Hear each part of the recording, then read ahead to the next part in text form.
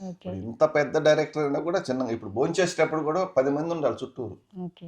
క్యారవాన్‌లో 10 మందిని ఎక్కించుకొని భోంచేస్తాడు. హ్మ్. లేకపోతే కొంతమంది డైరెక్ట్‌లా రానీయరు. మీరు అక్కడ తినండి, ఇక్కడ తినండి అంటారు కదా! అలా ఉండదు. అనిల్ భేదాలుండవు. అందరిని కలుపుకొని పోతారు. మొత్తం కలుపుకొని పోతాడు. అందుకే అది అంత వాడికి ప్లస్ అవును. పాయింట్. హ్మ్. అది ఉండాలి ఇప్పుడు. తనున్న ఫీల్డ్‌లో శత్రువులు ఉండడం వల్ల ఏమవుతుందని ఒక్కోటొక్కోటి మిస్ అయ్యాం. అది. మొత్తానికి ఆ లౌక్యం గెలిపించింది సార్‌ని. లౌక్యం. ఎప్పటికప్పుడే ఇది ఫస్ట్ సినిమా చేసినట్టు చేస్తాడు. అది నిజమే. చేసినవి వదిలేస్తాడు. అంటే ఒక్కొక్క సినిమాకి వేరియేషన్ మాకు కనిపిస్తుంది. ఆ, అంటే ఇప్పటిదాకా వచ్చిన ప్రతి సినిమా కూడా ఒకదాన్ని మించింది ఇంకొకటి. అవును. అన్ని హిట్సే. రైటే.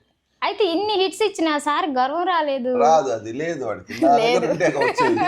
నా దగ్గర లేదు కాబట్టి రాదు. అవును. ఈ లక్షణం ఎక్కడి నుంచి మీ దగ్గర నుంచి వచ్చింది క్రెడిట్ అంతా మీరే తీసుకుంటున్నారు. జోగిల్గా తిరుగుతాడు, అవును. బాగా ఫ్రెండ్లీగా ఉంటాడు. అసలు కోపం అంటే తెలియదు. నాకన్నా కోపం వస్తుంది కానీ పాపం వాడు కోపం తెలియదు. అసలు కోపం రాదు.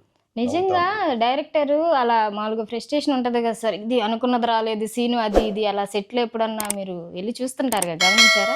అవును, అనుకున్నది వచ్చేదాకా చేస్తాడు. చేస్తానే ఉంటారు. అనుకున్నది వచ్చేదాకా కోపం రాదు. కోపం రాదు.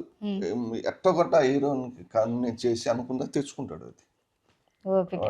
ఓపిక తెచ్చుకుంటాడు. వాడు కావాల్సిన సీన్ వచ్చేదాకా వాడు ఊరికే చెప్పడు. ఇంట్లో ఉన్నట్టే సెట్లో ఉంటారా, లేకపోతే అన్న కొంచెం తేడా గమనించారా?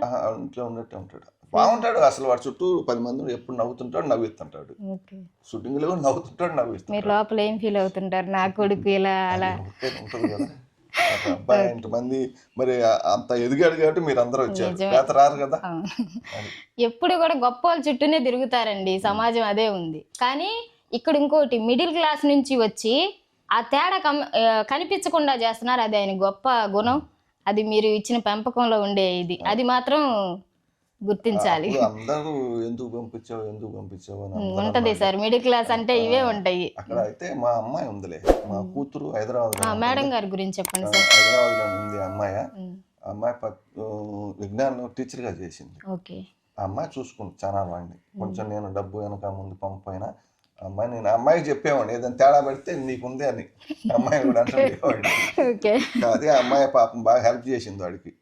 వాడికి అసలు వాడికి కార్డు ఇచ్చేసింది వాడికి, నువ్వు వాడుకోరా అని. ఆ అమ్మాయి హెల్ప్ తీసుకుంది.